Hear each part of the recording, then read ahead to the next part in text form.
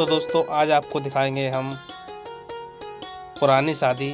दोस्तों ये जो शादी है सन 2004 की है। और देखिए दोस्तों किस तरह से पहले शादी हुआ करती थी और जो पुराने रीति रिवाज थे 2004 में और अब वर्तमान काल में कितना परिवर्तन आ गया है उसके बारे में आपको बताएंगे। वीडियो को पूरा देखें, बिल्कुल भी स्किप ना करें, आपको बहुत सारी जानकारी मिलने वाली है। तो देखिए दोस्तों ये है दूल्हे राजा के मम्मी पापा, जिसे कहते हैं कजैत कजैतनी।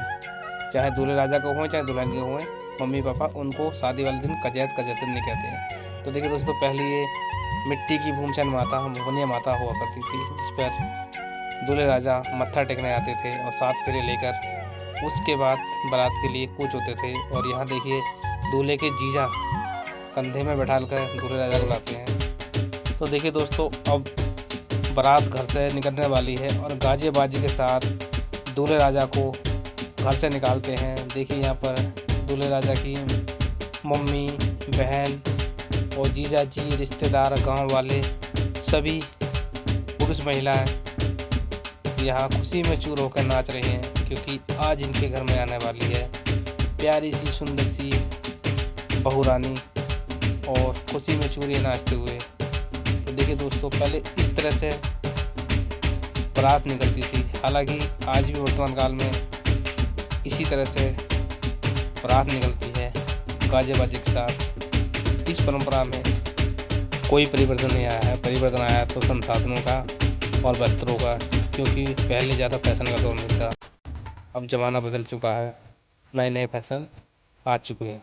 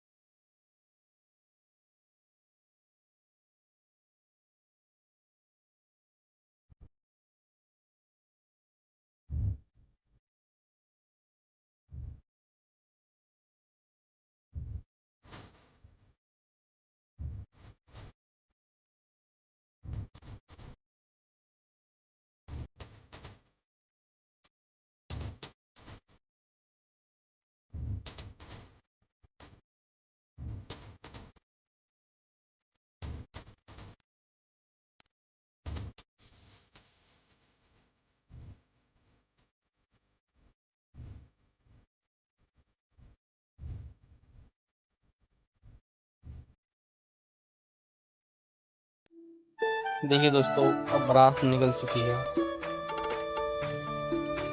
आगे आपको और भी रीति रिवाजों से रूबरू कराएंगे।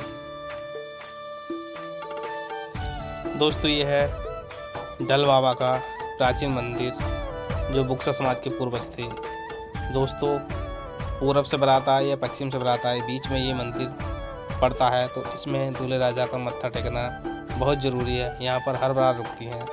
अगर कोई नियम का उल्लंघन करता है, मत्था नहीं टेकता है, तो ऐसी मान्यता है उस शादी में कुछ ना कुछ अनहोनी हो जाती है। इसलिए यहाँ पर मत्था टेकना बहुत ही ज़रूरी है।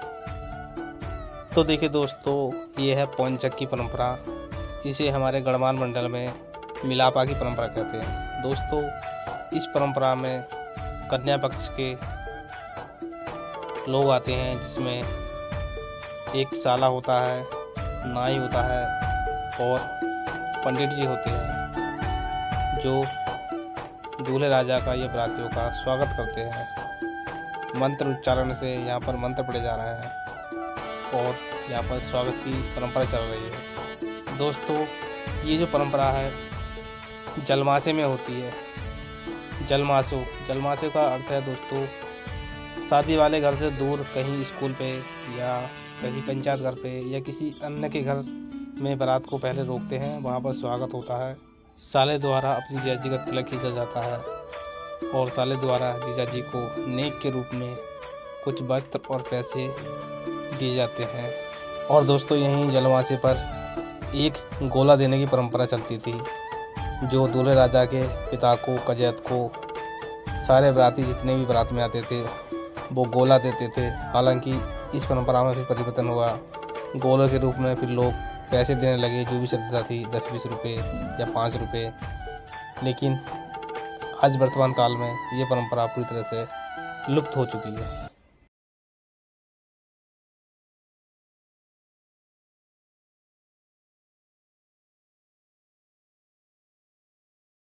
पौंचक के बाद दोस्तों जलवासे से बारात अब घर की तरफ, लड़की पक्ष की तरफ जा रही है। झूमते गाते नाचते बाराती। देखिए दोस्तों, पहले किस तरह के वस्त्र थे और किस तरह का फैशन था हमारे युवा साथियों का सन 2004 में।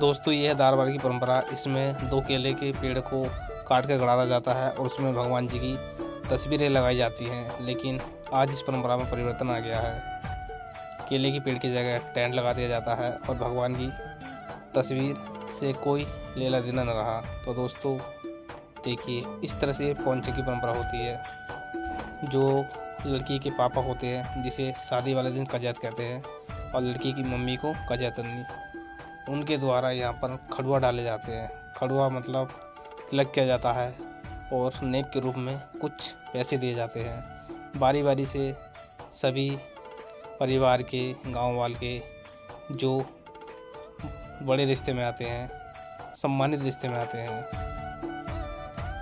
और यहाँ पर महिलाओं द्वारा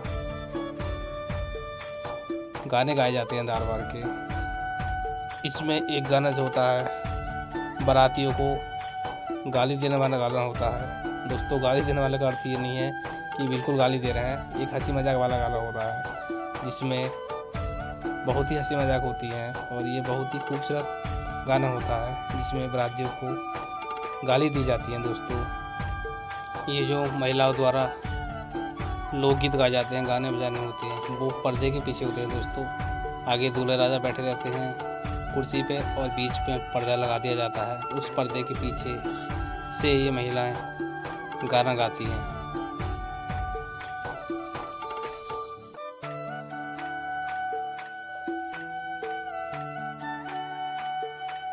तो देखिए दोस्तों, यहाँ पर अब बारी बारी से खड़ुए डाले जा रहे हैं रिश्तेदार द्वारा या गांव वालों के द्वारा।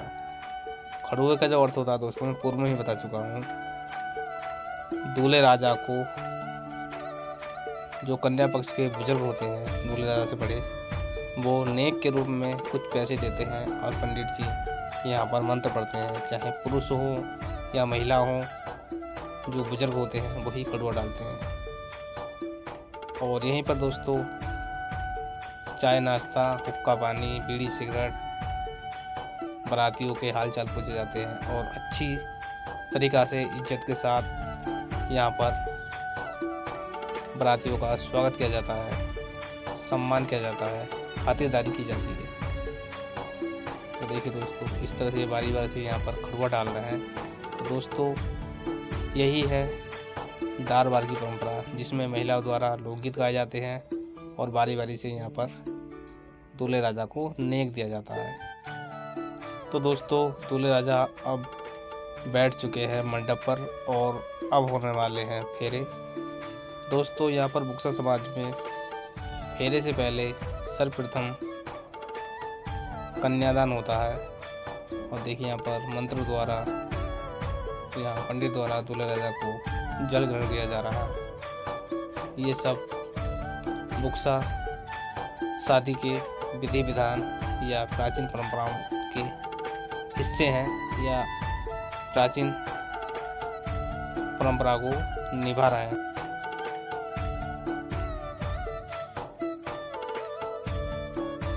तो देखिए यहाँ पर दुल्हन आ रही है। पहले दोस्तों दुल्हन जो थी अपना मुंह नहीं दिखाती थी किसी को भी, क्योंकि उसके बाद ये दूल्हे राजा दुल्हन को ब्याह कर ले जाएंगे तो जो वर पक्ष होता है उसके घर में रात को मुंह दिखाई की परंपरा चलती थी। रिश्तेदार व गांव की महिलाएं आती थीं और घूंघट उखाड़ कर मुँह देखती थी और शगुन के रूप में कुछ पैसे दिया करती थी मुँह दिखाई के।